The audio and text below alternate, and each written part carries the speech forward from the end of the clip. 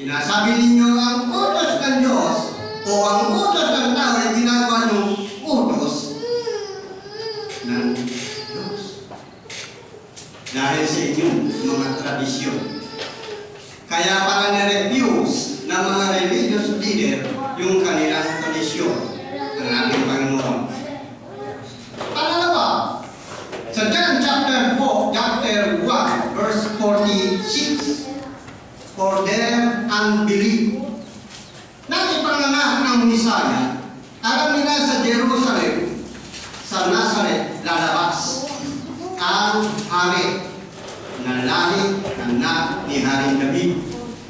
Subalit nang ipanganak ang ating Panginoong Jesucristo sa sabsaban. Diba? Sa sabsaban siya, ipinanganak. Kaya mga religious leader sabi nila, hindi anak ng hari, bakit yan isisinaw sa sabsaban ng kailan ng mga hayop? Hindi sa maharlikang lugar o palas na papanganak ang ating hari. Kaya hindi sila maniwala. At anong klaseng tao ang lalabas sa Nazareth? Alam niyo po ang Nazareth? Ito yung tinatawag na Richard Tulog. Mahulog. Nakita niyo hindi niya siya nakapasok ng mga tahanan, tinatatago niya sila. Dahil punong-puno ang bawat bahay sa kasiyahan sa piyestahan. Di ba kung si Mary? Magkahanap sila, gusto nilang pumasok dahil manananak na. Wala po kayo sisidlang makikilihan. Kaya naruluha ang ating Panginoon. Na minsan sa ating tradisyon ngayon ay ginagawa pa rin natin. Na minsan ang Panginoon Jesus kunyari tinanggap natin sa ating puso pero hindi pa pala nasa loob ng ating puso. Na hindi tayo makasamba ng totoong tapat ang sumasamba sa Kanya. Kaya ang ating Panginoon nakikita niya na hindi ka pa rin naniniwala sa Kanya at siya'y naluluha. Ang pangatlo, sa Matthew 13, verse 53 and 56. Can write it. Pwede niyo isulat. Ang sabi roon, di ba yung Jesus niya na gumagawa ng himala na mga nangangaral ay anak ni Maria at ni Joseph na kasama-sama natin. At ngayon, saan sa kumuha ng ganito? Marami pong mga Kristiyano ngayon, katulad ng mga Hudyo. Kailangan parang pumasok muna sa matataas na paaralan bago nila paniwalaan. Kailangan muna nilang graduate para nila paniwalaan. Alam niyo po ba ang eskwelahan ng mga rabbi, ng mga Jewish leader nito? Na si Pablo ay doon nanggaling. Simula sa edad na 13 years old, kailangan ng grades mo ay passive.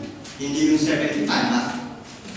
Nasa 95 pataas. O 98 pataas. Talagang matalino, bibo, intelligente, at mayaman. Ito ang eskwelahan ng mga rabbi. Kaya sina Pedro, sina Juan, ay hindi nakapasok sa eskwelahan ng rabbi. Dahil sila'y mangingisip walang kayang ibayan. Hindi kaya nilang magkakatahiran at ang turo doon. Kaya nga sina Pedro, ang sinabing mga unlearned, mga mangingisda, yan ang kapanahunan ng ating Panginoong Jesucristo. Kaya nang makita niya ang Jerusalem, siya'y naiiyak. Ang sabi niya, if you had known, even you, today, kung nalalaman lang ninyo, sabi niya, na dumating na ang kapayapaan ng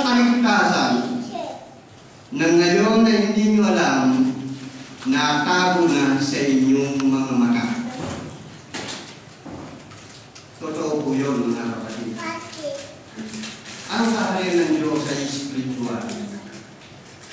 Unless a man be born again, he cannot enter the kingdom of God or see the kingdom of God unless be born again. Kaya kung tayo mabuborn again, makikita mo ang kanyang kaharian dahil nabuksan ang ating spiritual eyes na matagal nang nakatago, na itinatago ng mga Pariseyo, na hanggang ngayon ay hindi nila nakikita ang kaharian ng Diyos. At nabulag na ang kanilang paningin sa lumang tipan sa kanilang katawan. Kaya hanggang ngayon sila ay naghahanap pa rin o naghihintay ng Messiah. Ang alam ng mga Pariseyo noon na ang darating sa kanila ay sinasabing maghahari sa kanila ng temporal at temporal physical kingdom. Ano po ang ibig sabihin noon? Tingnan po natin ang verse 52 ng sa Matthew 13. Sa Matthew 13.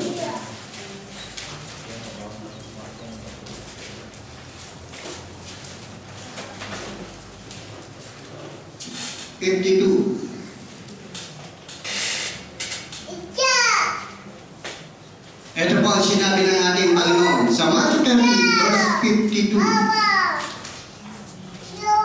Therefore every scribe instructed concerning the kingdom of heaven is like a householder who bring out of his treasure things new and old.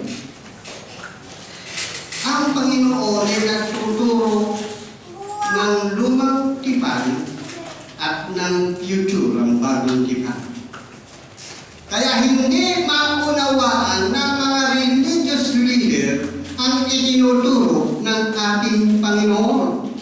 Kaya kung babasahin natin sunod-sunod yan hanggang 55, ang sabi nila, di ba itong tao nito'y anak ni Maria? At anak ni Joseph na carpenter, na ang mga kapatid ay sina James, si Jose, si Simon, at si Judas. Kilalang-kilala nila si Jesus. Kaya hindi sila maniwala. Dahil may standard ang mga religious leader na ito, ang mga Hudyo. Meron silang standard eh. Hindi sila pwedeng makilapit, makihalubilo sa mga Samaritano. Hindi sila pwedeng makihalubilo sa mga Israel, sa ibang mga bansa. Katulad ngayong mga nangyayari sa ating religion, sa ating mga grupo. Hindi sila pwedeng pumunta sa atin. Hindi sila pwedeng pumunta roon. Dahil baka sila ay mahawakan.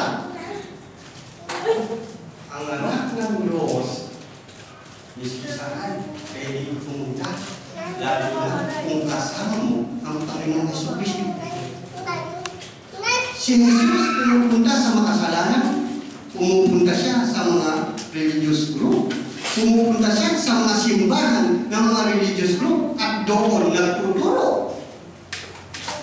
Hindi nalilihitahan ng ating Panginoon dahil totoo siyang sumusunod sa nagsugo sa Kanya. At kayo rin at ako ay totoo rin sumusunod sa ating Panginoong Jesucristo. Amen?